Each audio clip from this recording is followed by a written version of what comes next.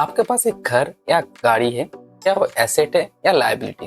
जी हाँ फ्रेंड्स, आज की इस वीडियो में हम बात करेंगे एसेट और लायबिलिटी के ऊपर। लेकिन मैं यहाँ पे एक और चीज ऐड करना चाहूंगा जो कि इक्विटी। बेसिकली आज हम बात करेंगे एसेट, लायबिलिटी और इक्विटी के ऊपर। Basic to advance stock market के सीरीज में एपिसोड 3 में आपका स्वागत है। फाइनेंस एंड अकाउंटिंग में सिंपल इक्वेशन होता है asset is equal to equity plus liability. जब भी आप किसी कंपनी के बैलेंस शीट देख रहे हैं या पढ़ रहे हैं तब आपको ये दोनों चीज मिलेगा, एसेट, इक्विटी शेयर होल्डर और लायबिलिटीज। इन दोनों पर टोटल करके जो आएगा वो बराबर होना चाहिए, तभी हम बैलेंस शीट को बैलेंस मानेंगे। जैसे कि आप एक प्रॉपर्टी खरीदना चाहते हैं, प्रॉपर्टी का नेट वैल्यू है जो 1 करोड़ रुपए।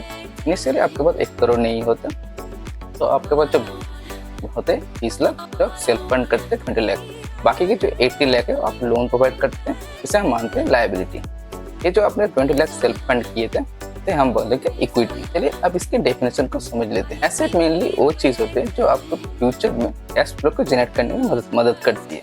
लायबिलिटीज वो चीज होती है जो आपके जेब से पैसा निकालती है। आपने जो 80 लाख का लोन लिया था इसे आपको रिपे करना पड़ेगा, तो ये होगी आपकी लायबिलिटी। और इक्विटी को हम थोड़ा समझते हैं। इक्विटी में काफी ज्यादा लोग कंफ्यूजन हो जाते हैं।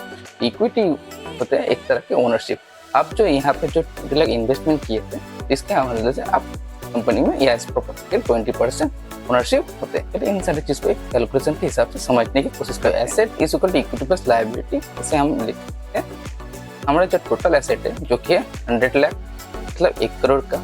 इक्विटी हमारे पास कितना था जो कि है 20 लाख का, हम ऐड करते हैं, प्लस लायबिलिटी हमारे पास कितना था जो कि 80 लाख। इसे हम टोटल करेंगे जो कि हमको निकल के आ रहा है जो कि 100 लाख। अब कुछ लोग इसे उल्टा करके भी लिखते हैं, जैसे कि equity is equal to asset minus liability. तो हमारे पास टोटल एसेट कितना था जो कि 100 लाख, माइनस जो हमारे पास लायबिलिटी था जो कि 80 लाख।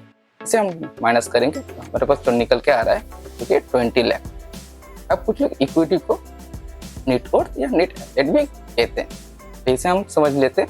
नेट वर्थ कैसे समझना, मान लीजिए आपके पास एक और प्रॉपर्टी है जिसका वैल्यू है 3 करोड़। आप यहाँ पे 100% ओन करते हैं, तो हम टोटल इक्विटी, टोटल एसेट को हम पहले कैलकुलेट कर लेते हैं, जो कि हमारे पास प्रॉपर्टी 1 मतलब A1 मतलब एसेट 1 जो कि 3 करोड़ का। हमारे पास जो ये दूसरा प्रॉपर्टी है, ये वाला प्रॉपर्टी जो कि 1 करोड़ का, टोटल ऐड करके हमारे पास निकल के 4 करोड़। तो हमारे पास लायबिलिटी कितना है जो कि 80 लाख, क्योंकि हमने लोन लिया था।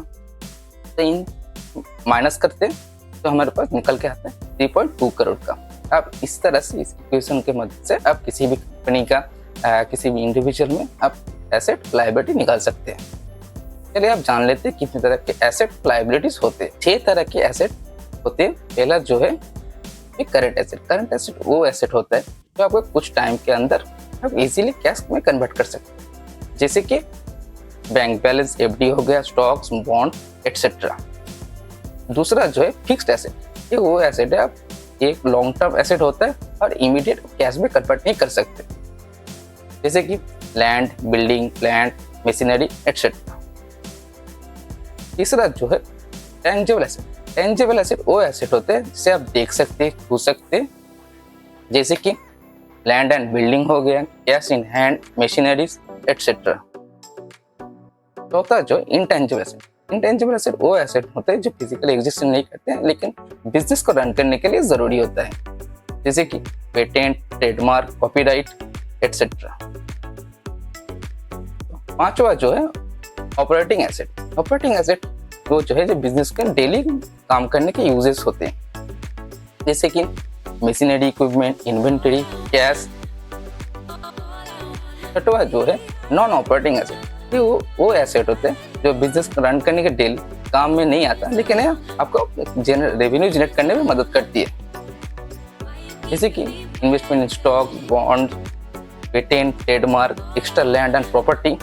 तो ये चीज होते हैं, ये 6 तरह के एसेट्स। चलिए अब लायबिलिटीज के बारे में जान लेते हैं। तो बेसिकली 3 तरह की लायबिलिटीज होती है। पहला जो है फिक्स्ड लायबिलिटी। फिक्स्ड लायबिलिटीज वो लायबिलिटीज होती है जो 1 साल से ज्यादा आप पे करते हैं, जैसे कि एक कोई लॉन्ग टर्म लोन हो गया, जैसे 5 साल या 15 साल या 20 साल का कोई लोन आपने लिया, लॉन्ग टर्म जो चलता है उसे हम फिक्स्ड लायबिलिटी कहते हैं। दूसरा जो है करंट लायबिलिटी।